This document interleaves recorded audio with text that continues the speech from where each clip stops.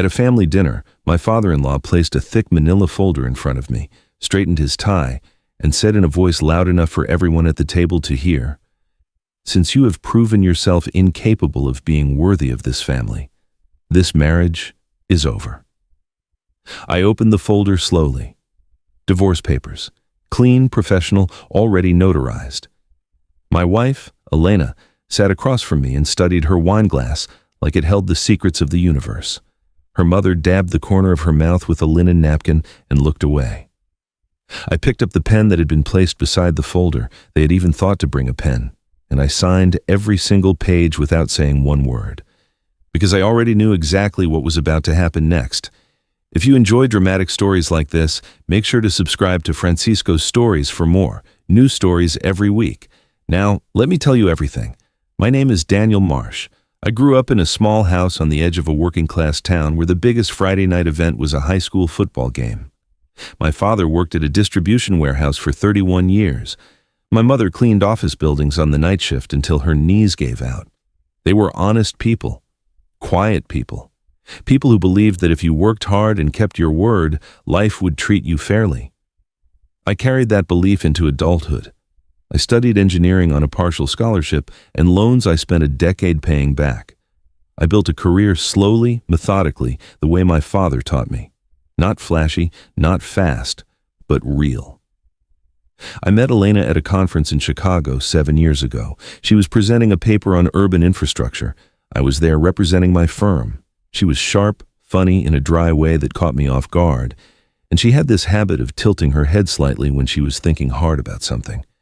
I was completely gone within the first 20 minutes of talking to her.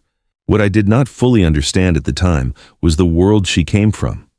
Her father, Richard Calloway, was the kind of man who introduced himself by listing his accomplishments before he told you his name. He had built a real estate development empire over 40 years. His face appeared in regional business magazines. He sat on charitable boards. He wore cufflinks to casual dinners. From the moment Elena brought me home to meet her family, I could see the calculation in Richard's eyes. He was measuring me, and I could tell almost immediately that I was coming up short. Her mother, Patricia, was more subtle but no less cold. She had a way of asking questions that were really criticisms in disguise. "Oh, you work for a firm, not your own firm?" Or, "That neighborhood you live in is charming, very authentic." She said authentic the way someone else might say unfortunate. Elena's brother, Carter, was simply a younger version of his father. Same posture, same practiced smile that never reached his eyes. He had joined the family business at 22 and spent every family gathering reminding everyone of that fact. Elena loved her family. That was the complicated truth at the center of everything. She loved them even when they were cruel. She loved them even when they dismissed me at every turn. She would squeeze my hand under the table during dinners when her father made a comment about my salary or my background. She would apologize later, in private, with genuine pain in her eyes. And I believed that love was enough. For a long time, I believed that. We got married after 2 years of dating. The wedding was in the Calloway family's preferred venue, planned by Patricia's preferred planner and attended by 300 guests, most of whom I had never met. My parents sat quietly at a table near the back, slightly overwhelmed, smiling with pure pride. I looked at them during the reception and felt two things at once: gratitude and grief. Gratitude for who they were. Grief for the world that had just decided they were not impressive enough to be seated at the front. The first years of our marriage were good, in spite of everything. Elena and I had built something real inside our home, even if the outside pressures were always there. We talked late into the night. We traveled when we could afford it. We argued sometimes the way honest people argue, and we always found our way back to each other. But the Calloway family was a presence that never left the room, even when they were not physically there. Richard had very specific ideas about what Elena's life should look like. He wanted her in a larger house in a more prominent neighborhood. He wanted her husband to be either wealthy already or aggressively climbing toward wealth. He had accepted our marriage with the reluctant patience of a man who assumed he could reshape the situation over time. And slowly, methodically, he began trying to do exactly that. The comments came regularly. At Thanksgiving, Richard would mention an opportunity in his company that he was giving to someone else, with a pointed look in my direction. At Christmas, he would ask about my career progress in a tone that made it clear no answer would satisfy him. He began calling Elena more often. I did not listen to those calls, but I noticed that after them, Elena would be quieter, more distant, like she had been reminded of something she was trying to forget. About 18 months ago, things began to shift in a way I could feel but could not yet name. Elena started working late more often. She became protective of her phone in small ways. She stopped mentioning a colleague named Marcus, who she had talked about casually for months, and that silence around his name was louder than anything she said. I want to be careful here, because I do not want to tell this story as though I was a perfect man in a perfect marriage. I was not. I worked long hours. I was not always present even when I was physically in the room.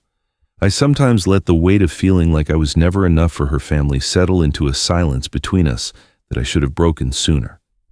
But I loved my wife, and I was paying attention.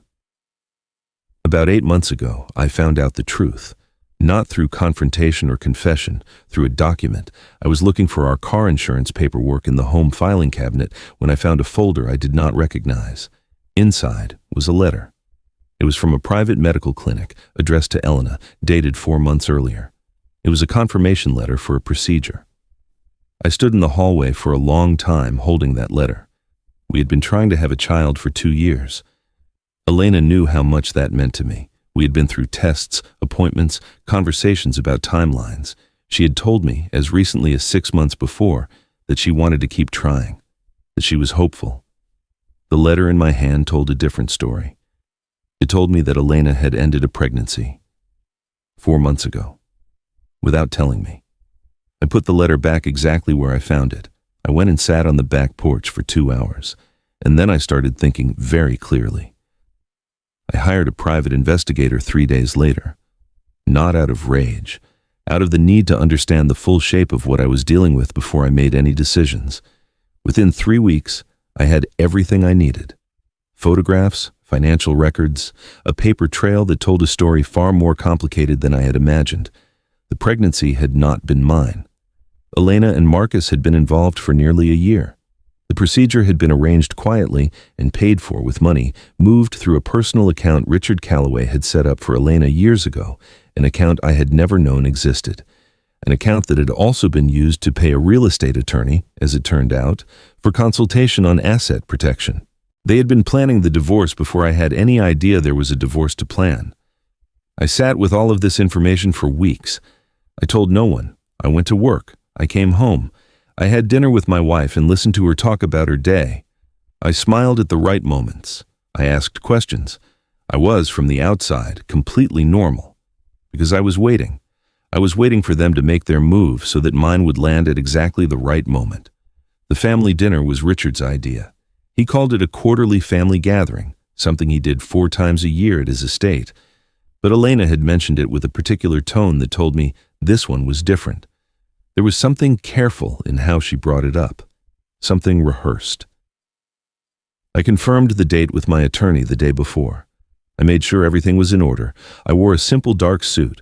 I drove to the Calloway estate in my own car, alone, and I walked into that dining room as though I did not have a single care in the world.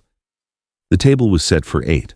Richard sat at the head, Patricia to his right, Carter and his wife across from Elena and me. 2 family friends whose names I always forgot completed the tableau. Crystal glasses, fresh flowers, a household staff that moved silently at the edges of the room. We were on the second course when Richard set down his fork, folded his hands, and looked directly at me. "Daniel," he said, "I want to address something before we continue with the evening." I looked at him. I said nothing.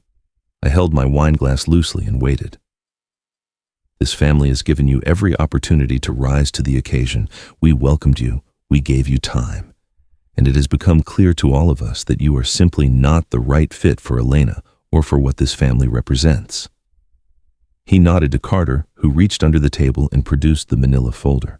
Carter walked it around to my side and placed it in front of me, the way a lawyer delivers a verdict. "These are divorce papers," Richard said. "Elena is in agreement.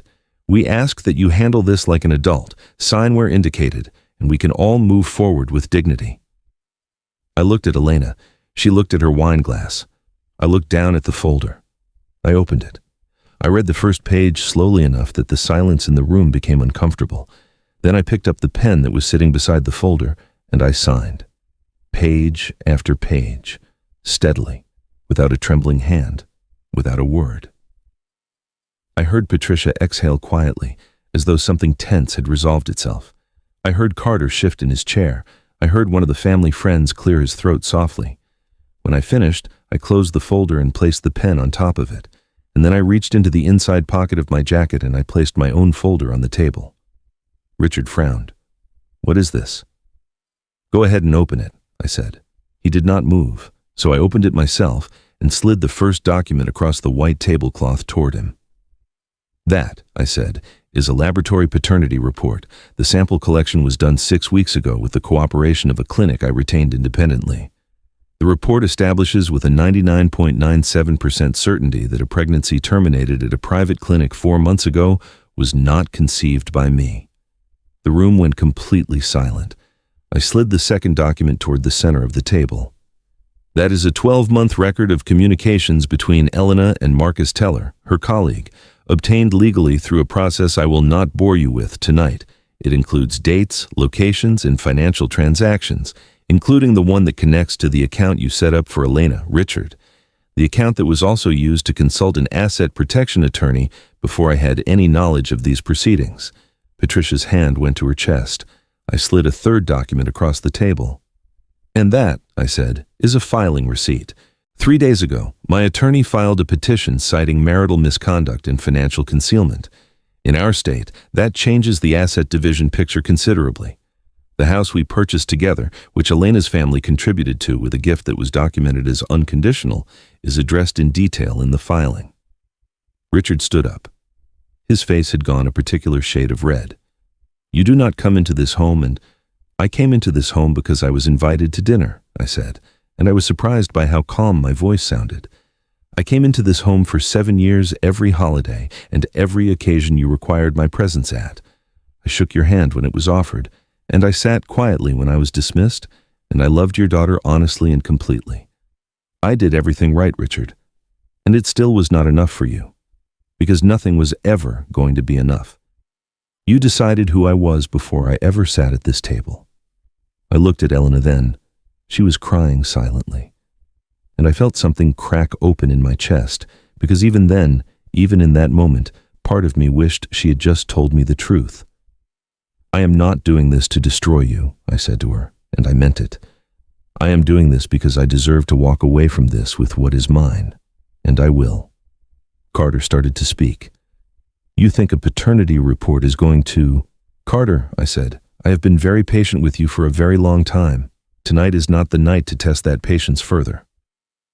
He stopped talking. I stood up. I picked up my folder, tucked it back inside my jacket, and I buttoned my suit jacket with one smooth motion. "My attorney will be in contact this week," I said to the table. "The divorce papers I signed tonight reflect a settlement offer I have no interest in accepting, and that will be communicated through proper channels. I hope, for everyone's sake, that this is handled quickly and honestly. I have no interest in a long process."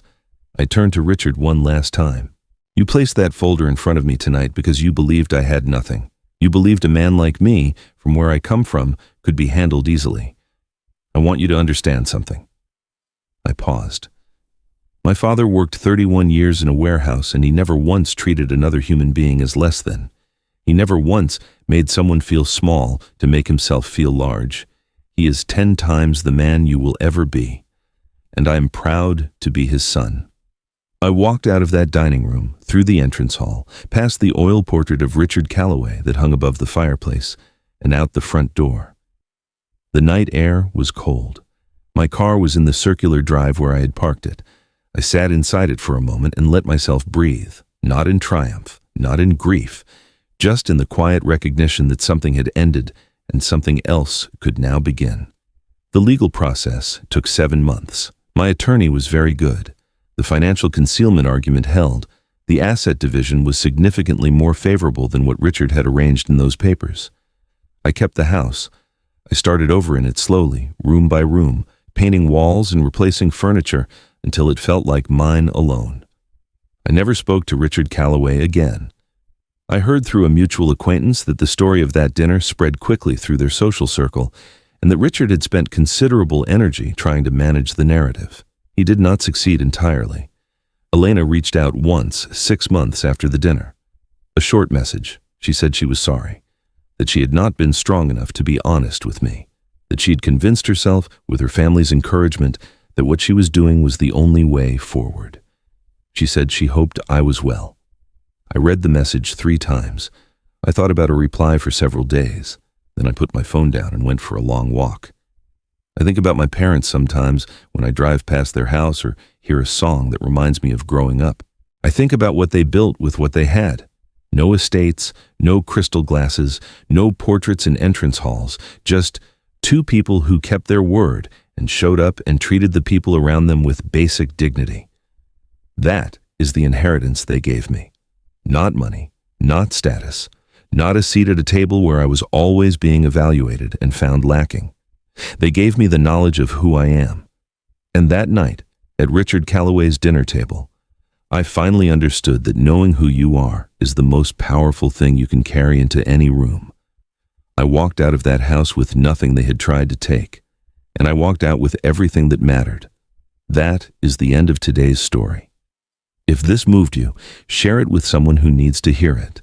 And if you have not subscribed to Francisko's stories yet, do it now. There are many more stories like this one waiting for you.